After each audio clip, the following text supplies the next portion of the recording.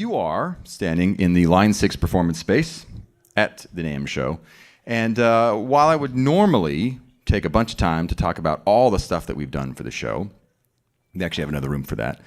And I'm going to spend my time talking about something that I'm very excited to present to you, which is basically a new way of thinking and working for live musicians. And specifically, I'm referring to live musicians who do their own sound. Because the challenges that guys that mix themselves face are basically the same no matter what kind of music you play. So for one, if you want to get consistently good mixes in all the places you play, traditionally you have to be a pretty good sound guy, right?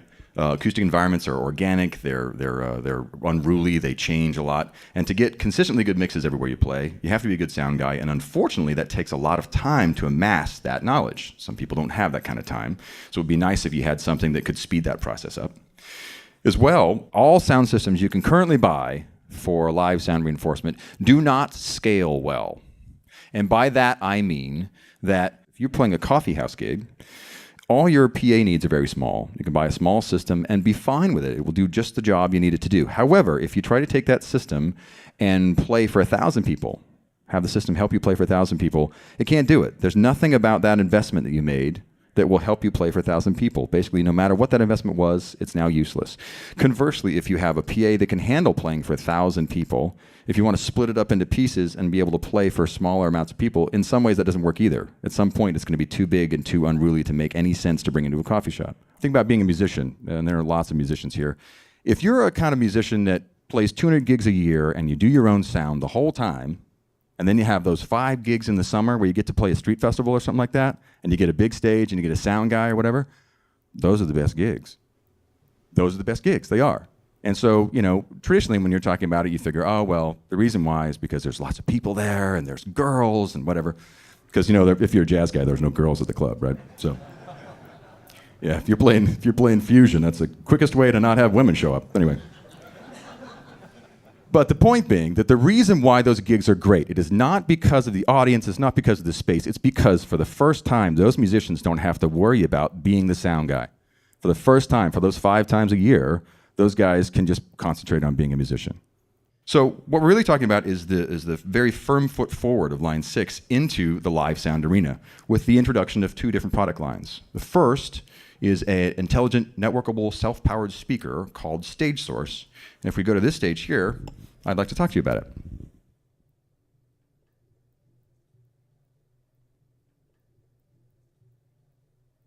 So these, the new Stagesource speakers, are basically a network-aware, standalone, self-powered speaker that is also intelligent enough to be a small, standalone PA.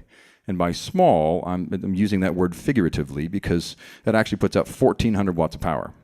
So it has 2 10-inch speakers, it has a 1-inch horn in the middle, it has the ability to retune itself, which I'll talk about in a second. But if you look on the side here, you can see that it has a built-in small digital mixing console built right into the side of the speaker. So you have input, 3-band EQ with sweepable mid.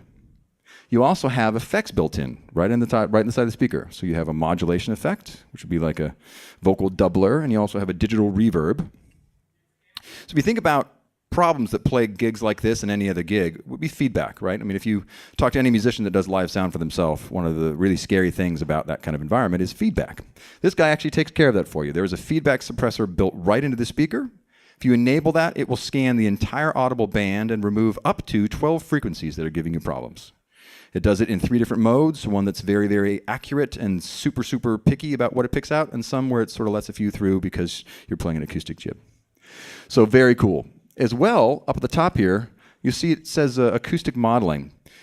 We figured that the use in some ways of this kind of environment would be an acoustic guitar and a vocalist. And if you think about the traditional sound of an acoustic guitar with a piezo pickup in it, the way those pickups work is there's a small crystal in the bridge that the strings are strung over, and then that creates vibration and makes the noise.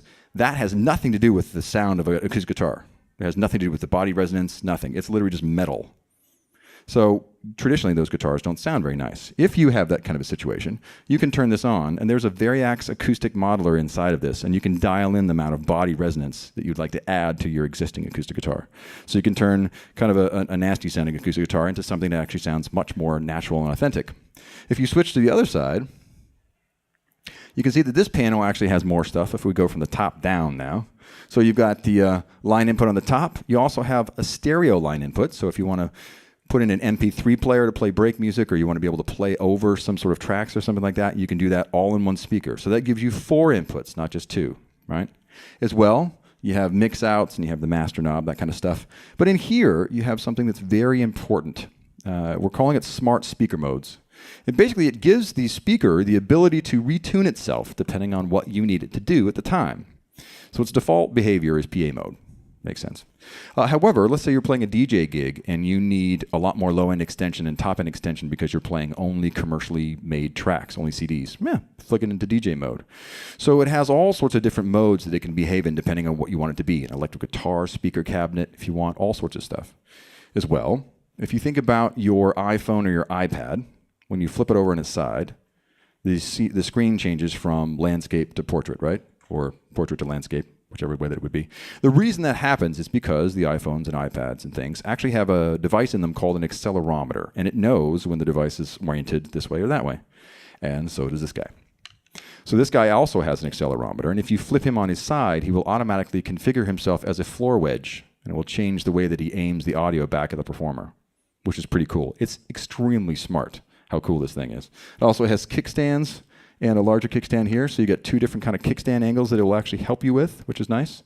So you can easily take this out and gig with it. Underneath that, you have the jacks for line 6 link, and I'll talk about this more in a moment, but all you need to know right now is it is a network-enabled protocol from line 6 that allows different line 6-enabled devices to talk to each other.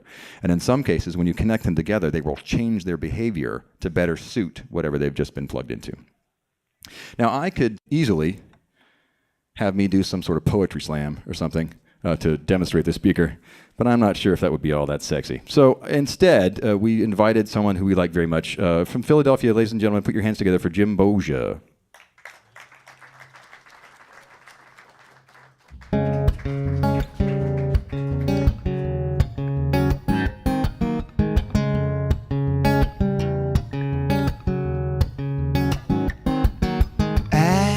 Was told by you I was the problem now with someone new.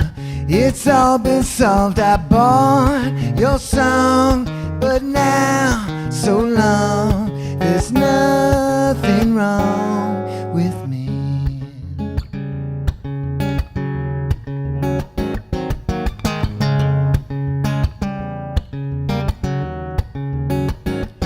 Now I came back to life when I decided to lose the constant strife that you provided. Now I'm strong, so run along. There's nothing wrong with me. I ain't saying I'm the easiest guy in the world to live with. I'm not saying I'm incapable of doing something wrong, but what I'm saying is now I've been given some understanding. Somebody recognizes my good intentions without throwing all my motives up for constant reinvention. That's practically poetry slam right there.